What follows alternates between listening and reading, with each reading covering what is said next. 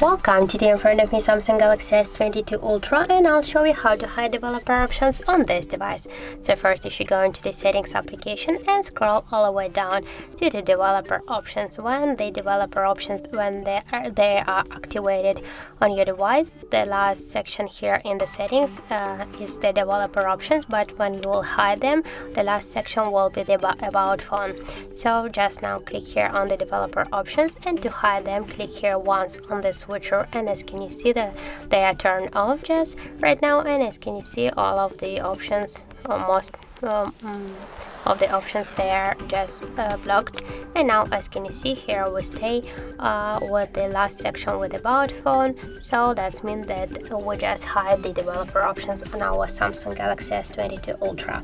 So that's it. Thank you guys for watching, and if you find this video helpful, don't forget to leave a like, comment and to subscribe our channel.